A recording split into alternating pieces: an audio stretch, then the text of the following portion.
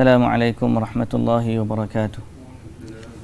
Bismillahirrahmanirrahim. Alhamdulillah wassalatu wassalamu ala Rasulillah wa ala alihi wa sahbihi ajma'in. Rabbi shrah li sadri wa yassir li amri wa hlul 'uqdatan min lisani yafqahu qawli, amma ba'du.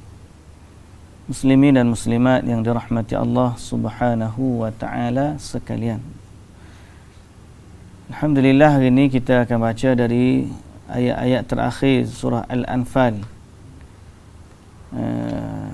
dan ceritanya pun mungkin boleh dihabiskan hari ini tu lah. Untuk besok kita masuk surah yang baru, itulah surah Al-A'raf. Kita baca dulu.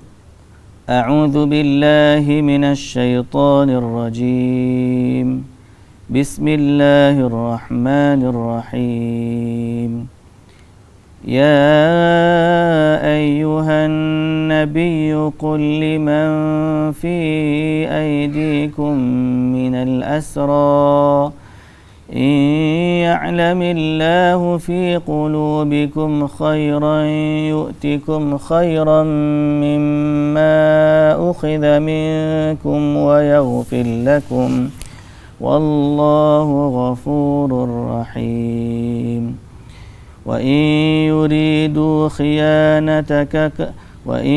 يريدوا خيانتك فقد خانوا الله من قبل فأمكن منهم والله عليم حكيم إن الذين آمنوا وهاجروا وجاهدوا بأموالهم وأنفسهم في سبيل الله والذين آووا ونصروا أولئك بعضهم أولياء بعض والذين آمنوا ولم يهاجروا ما لكم من ولايتهم من شيء حتى يهاجروا وإن استنصروكم في الدين فعليكم النصر إلا على قوم بينكم وبينهم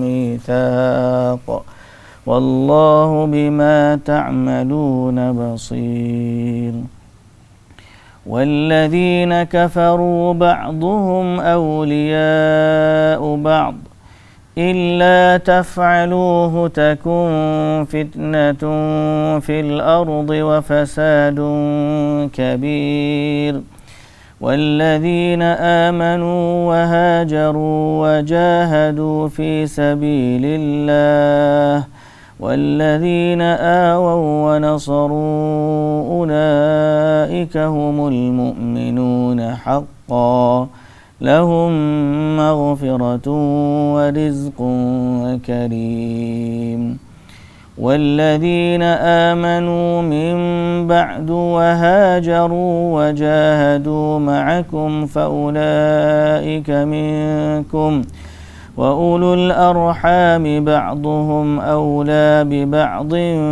في كتاب الله إن الله بكل شيء عليم. بسم الله الرحمن الرحيم. الحمد لله والصلاة والسلام على رسول الله وعلى آله وصحبه أجمعين. أما بعد.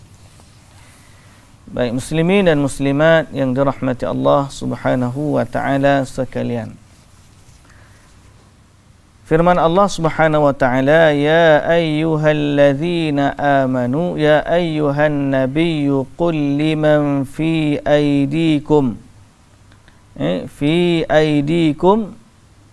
minal asra in ya'lamillahu fi qulubikum khaira. Wahai Nabi, katakanlah kepada orang-orang tawanan yang ada di dalam tangan kamu, jika Allah mengetahui ada kebaikan iman di dalam hati kamu, nescaya Dia akan memberikan kepada kamu balasan yang lebih baik dari harta benda penebus diri yang telah diambil dari kamu.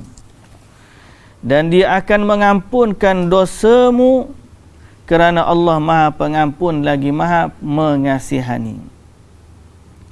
Baik. Jadi dari ayat ni Allah Subhanahu Wa Taala bagi tahu kepada Nabi sallallahu alaihi wasallam supaya bagi tahu kepada orang-orang yang menebus diri mereka.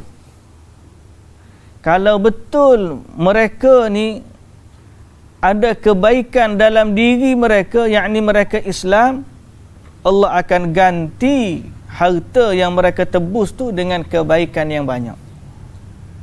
Baik. Jadi sebagaimana kita tahu, dalam perang Badar ni Nabi SAW berperang dengan saudara mara. Dan Nabi SAW di awal perang larang sahabat bunuh keluarga dia. Larang sahabat bunuh keluarga dia. Kerana apa? Kerana Nabi tahu mereka tu dipaksa untuk keluar. Dalam hadis ataupun dalam satu hadis sebagaimana yang disebut atau diriwayatkan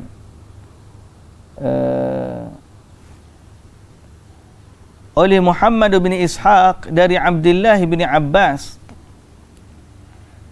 bahawa Rasulullah sallallahu alaihi wasallam bersabda pada hari perang Badar. Nabi kata, "Inni qad araftu anna unasan min Bani Hashim wa ghairihim qad ukhriju karhan."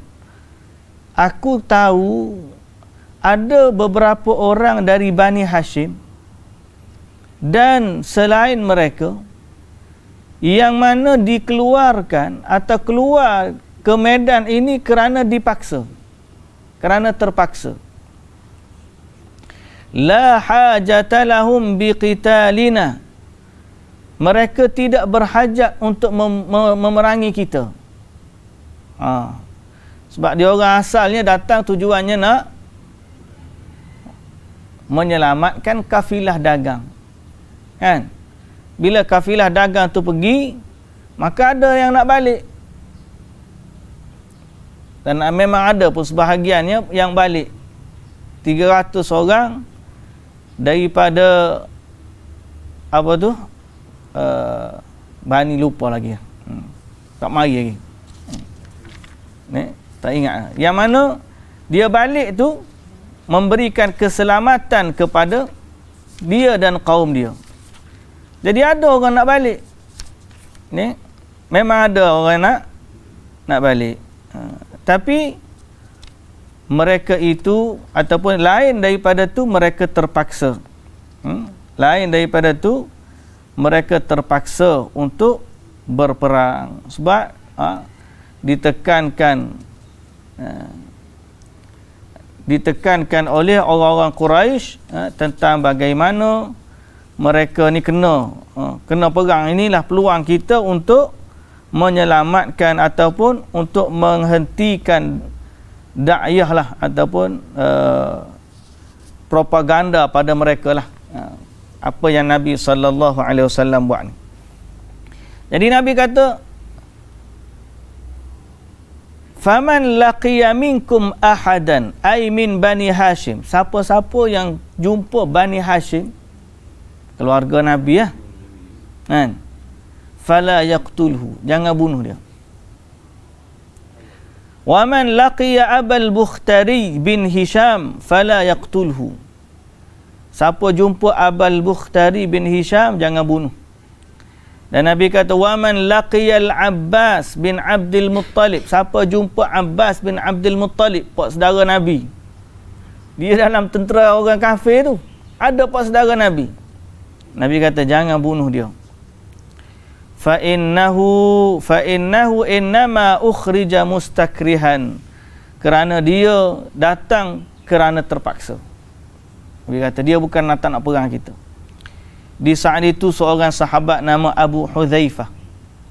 Abu Hudzaifah dia kata, anaqtul aba'ana wa abna'ana wa ikhwanana wa asha'irana wa natrukul Abbas. Dia kata, apakah kami bunuh, kami memerangi ayah-ayah kami, anak-anak kami, saudara mara kami, ahli keluarga kami, tiba-tiba kalau jumpa Abbas tak boleh lawan dia. Dia kata macam tak aci lah. Keluarga Nabi, Nabi tak bagi bunuh. Keluarga orang lain, Nabi suruh bunuh. Yang sebenarnya Nabi SAW berkehendak supaya ada yang daripada mereka tu yang memang macam Al-Abbas. Dia kata dia sebenarnya dah masuk Islam. Dia kata, sehingga Nabi kata kalau betul tak apalah, tapi oleh kerana kena tawan ni kena tebus jugalah. Yang tu ayat ni turun tu. Baik, jadi Abu Hudzaifah kata, demi Allah, kalau aku jumpa mereka yang disebut tadi, la in laqituhu, kalau aku jumpa Al-Abbas, aku akan pukul dia dengan pedangku. Dia kata begitu. Sampai berita tu kepada Nabi sallallahu alaihi wasallam. Nabi pun panggil. Tepi dia ada Umar ibn Khattab radhiyallahu anhu. Nabi kata kepada Umar, wahai Umar, wahai Aba Hafs. Qala Umar, wallahi innahu la awwal yawmin kanani fihi Rasulullah Aba Hafsin. Nabi panggil kepada Umar, wahai Abu Hafs. Abu Hafs. Umar kata, hari itulah hari pertama Nabi gelar ke Abu Hafs. Dia kata, ayadribu wajhu ammi Rasulillah sallallahu alaihi wasallam bisayf. Boleh kau kalau orang nak tetak wajah pak saudara Nabi dengan pedang? Nabi tanya gitu. Kawan tu duduk depan, Abu Hudzaifah duduk depan, Nabi tanya Umar. Orang panggil pukul anak sindir menantulah bahasa kita ya.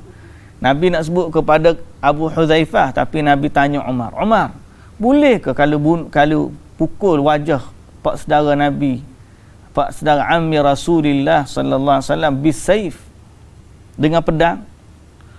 Umar faham soalan tu. Umar kata, ya Rasulullah, idzalli fa adribu unuqahu. Izinkan saya potong lehernya. Umar tanya gitu lalu.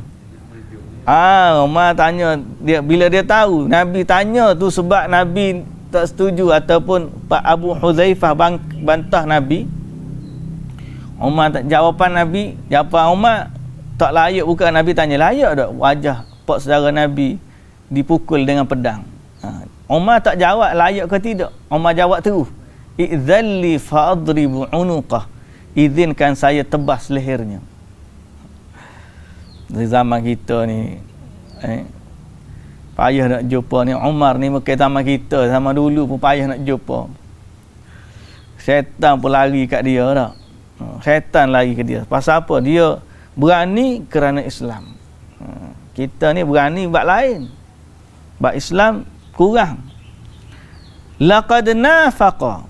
Kata Umar, dia telah melakukan atau dia adalah munafik. Dia adalah munafik. Abu Hudzaifah dia kata apa?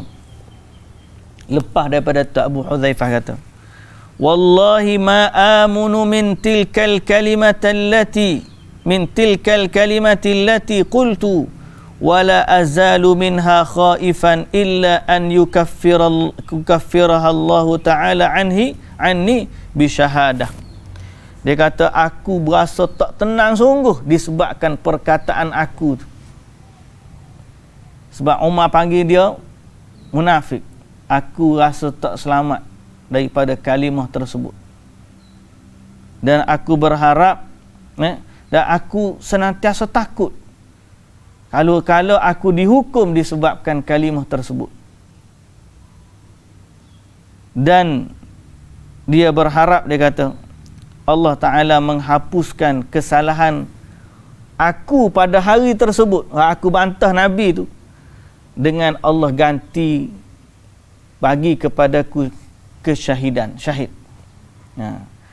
Jadi akhirnya Abu Hudzaifah ni senantiasalah dia takut. Teringat ayat dia depan Nabi tu. Dia kata macam manalah, dia bimbang. Sebab itu para sahabat ni, iman mereka ni Masya Allah.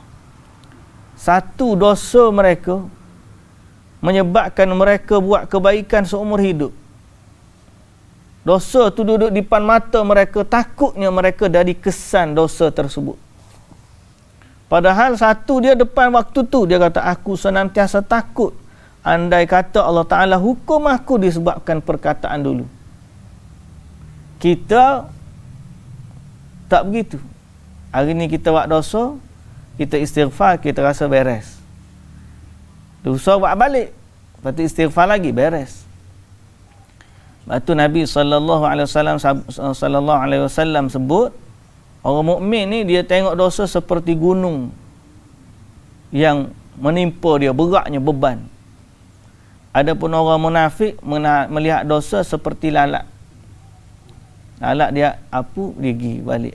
Dia pergi mari gitu. Jadi kita ni patut kena ada rasa takut macam tu. Kena ada rasa takut macam tu. Jadi akhirnya pada hari perang Yamamah, Abu Hudzaifah ni mati syahid di medan perang. Baik.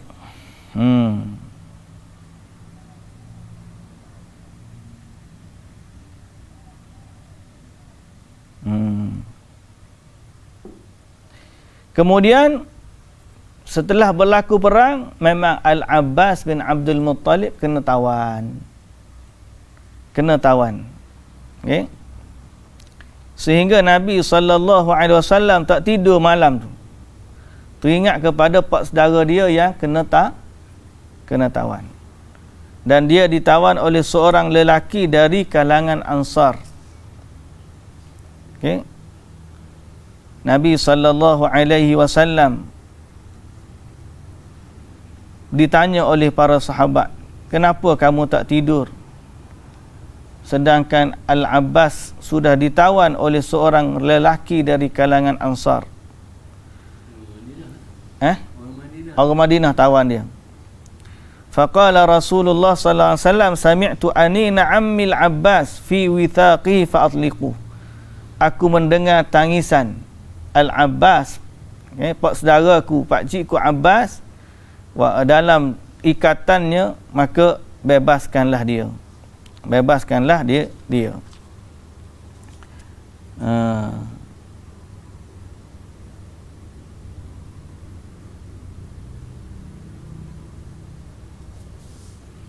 Sehingga disebutkan dalam riwayat Bukhari dari Ibnu Syihab bahawa lelaki-lelaki dari Ansar minta kepada Nabi sallallahu alaihi wasallam, ya Rasulullah, idzan lana falnatruk li ibni ukhtina Abbas fida'ahu. Sehingga mereka nak bebaskan Abbas gitu saja. Nabi sallallahu alaihi wasallam kata, la wallahi la tadharuna minhu dirhaman. Jangan tinggalkan darinya walau 1 dirham. Maknanya kalau dia nak bayar, ambil, tebus. Pasal itu semua orang begitu. Sehingga suami kepada Zainab pun tebus dirinya. Zainab pun kena tebus suami dia. Masa tu masih lagi boleh Islam ataupun orang Muslim, orang kafir yang isteri dia masuk Islam ataupun dia tak Islam lagi, masih lagi dibenarkan. Tapi maknanya Nabi tegas, Nabi kata jangan tinggalkan daripada mereka harta. Dan sebab itulah bila berlaku Nabi SAW pergi berjumpa kepada Abbas, Abbas kata, ya Rasulullah, aku sebenarnya dah Islam, tapi dia dipaksa untuk keluar ni kan. Turunlah ayat ni. Allah Ta'ala kata, Nabi SAW kata, Allahu a'lamu bi islamik. Allah lebih tahu Islam kamu. Kalau betul sebagaimana yang kamu kata, nescaya Allah membalasi kebaikan kamu. sekiranya wa amma zahiruka faqad kana alaina faftadi nafsaka wa bani akhika Naufal bin Harith bin Abdul Muttalib wa Aqil bin Abi Talib bin Abdul Muttalib. Adapun zahirnya kamu kena bayar tebusan. Kalau kamu kata kamu Islam pun tetap saja zahir kamu kena bayar tebusan. Okay? Maka tebuslah diri kamu dan 2 orang anak saudara kamu dan halifaka, orang yang ada perjanjian dengan kamu, iaitu Utbah bin Amru wa akhi Banil Harith, akhi Banil Harith bin Fihr. 4 orang Nabi suruh tebuh, Abbas tebuh 4 orang. Kata Abbas, fa ainal malul ladzi dafanta ma qala madza ka indi ya Rasulullah. Dia kata, mana ada duit nak tebus belaka tu. Jadi Nabi sallallahu alaihi wasallam kata, fa ainal malul ladzi dafantahu anta wa ummul fadl. Mana dia harta yang kamu dan isterimu tanam tu? Maknanya dia sembunyi dalam tanah, dia tanam. Nabi tanya soalan tu. Faqulta laha in asabtu fi safari hadha fa hadha al-mal alladhi dafantuhu li bani al-Fadl wa Abdullah wa Qutham. Yang kamu kata selepas daripada kamu tanam, sekiranya dalam perjalanan aku ni berlaku apa-apa, maka harta yang aku tanam adalah untuk Bani al-Fadl wa Abdullah wa Qutham. Dia pun kata, ya Rasulullah, sesungguhnya aku tahu engkau adalah Rasulullah. Pasal apa? Tidak ada orang yang tahu tentang harta tu melainkan aku dan Ummul Fadl. Jadi Allah Ta'ala kata dalam ayat ni, ya ayyuhan nabiyyu qul liman fi aydikum minal asra, katakanlah kepada orang tawanan yang ada dalam tangan kamu, jika Allah mengetahui ada kebaikan dalam hati kamu, yakni kamu mendakwa kamu beriman, tapi kamu kena tawan dalam pasukan musuh, tak apalah. Sekiranya Allah tahu dalam hati kamu betul ada iman, nescaya Allah yang akan bagi kamu balasan yang baik. Yu'tikum khairan mimma ukhidha minkum, dari apa yang diambil dari kamu, daripada apa yang telah diambil dari kamu. Jadi kalau betul kamu Islam pun, tetap saja kamu kena bayar tebusan kerana kamu ditawan dalam tentera musuh. Cuma kalau Allah Ta'ala terima Islam kamu, insya-Allah Allah akan ganti balik harta yang kamu bayar untuk tebus itu. Itu makna ayat ni. Jadi kata Al-Abbas bin Abdul Muttalib, maka Allah ganti kepadaku daripada 20 uqiyah ni. Uqiyah ni bekas emas, uncang emas lah kita kata. Dia kata Allah ganti 20 bekas emas tu dalam Islam dengan 20 orang hamba. Lepas daripada dia bayar tu, kemudian Allah ganti balik. Setelah daripada tu dia diberi rezeki, dapat 20 orang hamba, kulluhum fi yadihi mal, yang mana semua 20 orang tu memiliki pula harta-harta.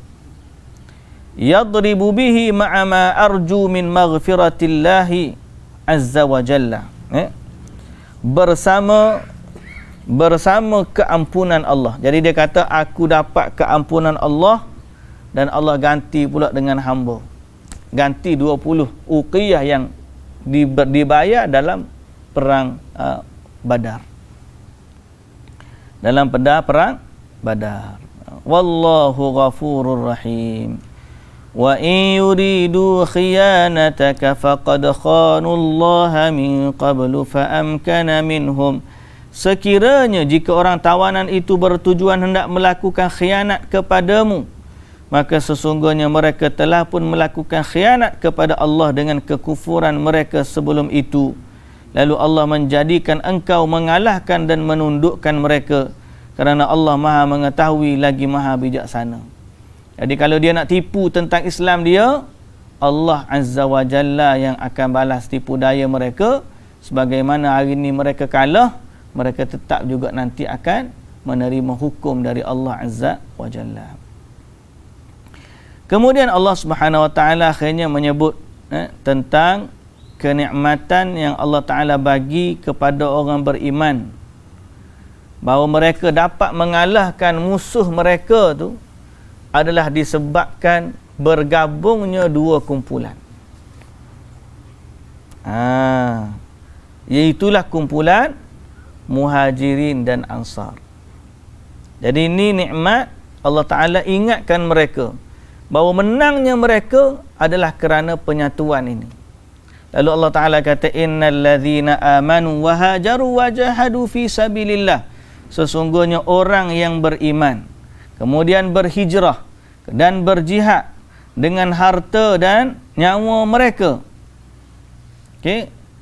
dan jiwa mereka pada jalan Allah, dan orang-orang yang memberi tempat kediaman dan pertolongan kepada mereka, mereka semuanya menjadi penyokong dan pembela antara satu dengan yang lain. Yang beriman dan berhijrah itu siapa? Muhajirin. Yang menyediakan tempat tinggal itu siapa? Ansar. Jadi Allah Ta'ala kata, ulaika ba'duhum awliya'u ba'd. Sebahagian mereka adalah pembela atau pelindung kepada yang lain. Jadi Allah Ta'ala ingatkan kepada orang-orang Islam tentang perkara itu, di mana Nabi SAW telah mempersaudarakan mereka. Walladzina amanu wa lam yuhajiru, dan adapun orang yang beriman tapi tidak berhijrah, malakum min walayatihim min syai'in hatta yuhajiru. Tidaklah mereka maka kamu tidak bertanggungjawab sedikit pun untuk membela mereka sehingga mereka berhijrah. Jadi kalau orang yang duduk tak hijrah lagi, tinggal di Mekah, maka tidak adalah bagi Nabi wilayah pelindungan terhadap mereka. Wa inistansarukum fid din. Dan jika mereka meminta tolong kepada kamu dalam perkara menentang musuh untuk membela agama, fa'alaikumun nasru, maka hendaklah kamu menolongnya, atau wajiblah kamu menolongnya. Ayat ini menunjukkan bahawa orang yang beriman tak ikut berperang atau tak ikut berjihad, berhijrah, maka mereka tidak berhak mendapat apa pun daripada rampasan perang tersebut, dalam rampasan perang tersebut. Tapi sebagai seorang Muslim, sekiranya dia minta tolong dengan kamu dalam urusan agama, tiba-tiba dia tak hijrah, dia minta tolong kamu dalam urusan agama, maka wajib kamu tolong dia. Qitalun dini disebut. Kalau dia meminta pertolongan peperangan agama, maka wajiblah kamu tolong. Wallahu bima ta'mal. Kecuali orang-orang yang kafir, yang ada perjanjian setia di antara kamu dengan mereka, yang tu tak boleh nak tolong jugalah. Dan ingatlah Allah Maha melihat akan apa yang kamu lakukan. Baik. Jadi sebab tu Nabi ni SAW bila dia pergi hantar rombongan perang, kita dah sebut 3 pilihan. 3 pilihan. Pilihan yang pertama, mereka masuk Islam. Mereka masuk Islam, dan dalam riwayat Imam Muslim ni, bukan sekadar mereka diminta masuk Islam, dan mereka juga diminta berhijrah. Mereka berhijrah ke Madinah, masuk Islam dan datanglah ke Madinah. Tapi kalau tak nak, mereka nak duduk di negeri mereka sendiri, duduklah. Tapi di saat itu mereka tunduk dan patuh kepada negara Islam. dan orang-orang kafir yang ada dalam tu boleh hidup selama negeri tersebut tunduk kepada pemerintahan Islam. Itu pilihan nombor 2. Dan pilihan yang ketiga, kalau mereka ni tak nak ikut, tak nak masuk Islam, tak nak tunduk kepada kerajaan Islam, maka berlakulah perang di antara mereka.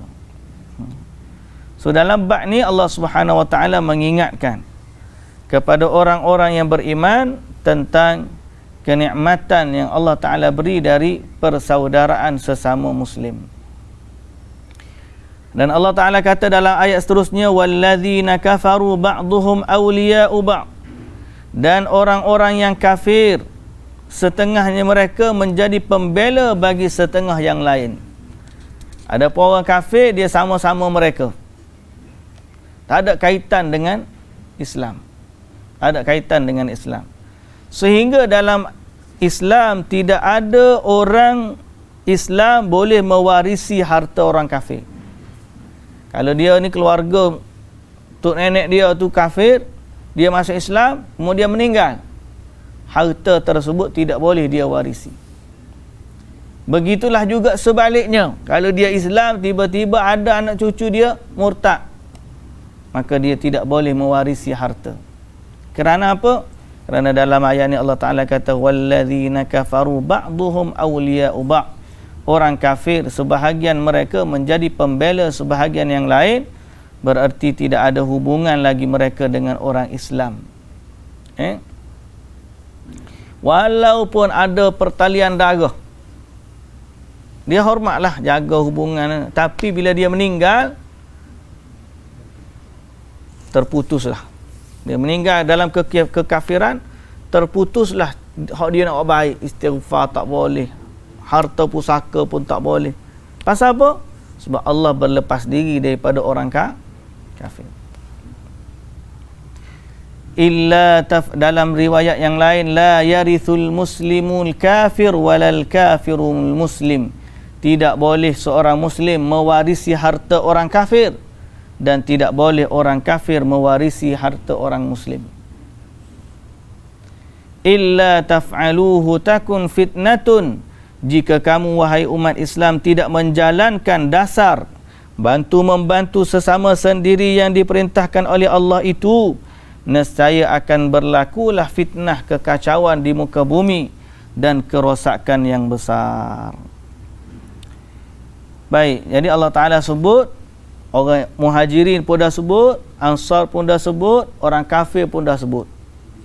Habis. Kemudian datang lagi ayat, walladzina amanu wa hajaru wa jahadu fi sabilillah walladzina awaw wa nasaru ulaika humul mu'minuna haqqan. Dan orang-orang yang beriman dan berhijrah serta berjihad pada jalan Allah untuk membela Islam, dan orang-orang ansar yang memberi tempat kediaman dan pertolongan kepada muhajirin itu, merekalah orang yang beriman sebenar-benarnya.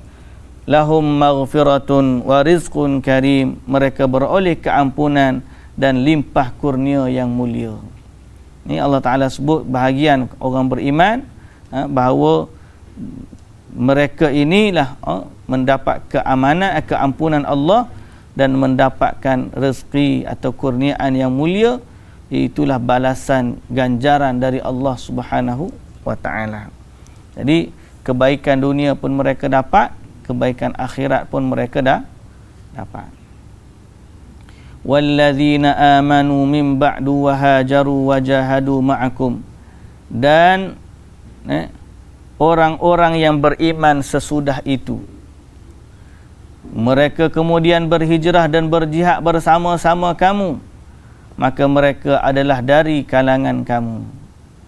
Jadi ayat ni sebagaimana yang disebut orang-orang yang datang selepas sahabat, tabi'in, tabi'ut tabi'in, sebagaimana yang kita sebut dalam ayat was-sabiqunal awwalun minal muhajirin wal ansar walladzina tabauhum. Allah Ta'ala senantiasa sebut ni 3 golongan, muhajirin, ansar dan pengikut mereka. Ada ayat ni, walladzina ja'u min ba'du wa hajaru. Dan mereka orang-orang yang datang setelah mereka. Kemudian berhijrah, berjihad, mereka termasuk dari kalangan kamu. Wa ulul arhami ba'duhum awla bi ba'din fi kitabillah. Dan orang-orang yang mempunyai pertalian kerabat, setengahnya lebih berhak atas setengah yang lain menurut hukum kitabullah. Innallaha bikulli syai'in alim. Sesungguhnya Allah Maha mengetahui akan tiap-tiap sesuatu. Ayat ni adalah ayat yang menegaskan bahawa akhirnya hukum warisan pusaka itu dikembalikan kepada keluarga. Sebab pada awal mula-mula Islam, bila mereka ni dipersaudarakan sampai boleh menerima pusaka. Tapi kemudian setelah daripada itu, golongan Ansar dan Muhajirin ni tidak lagi mereka menerima pusaka. Tapi ukhuwah tu masih kekal lah. Persaudaraan tu masih kekal.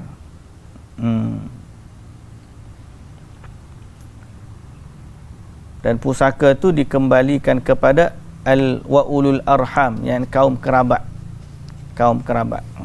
Pada awalnya mereka kalah adik-beradik kerana persaudaraan yang Nabi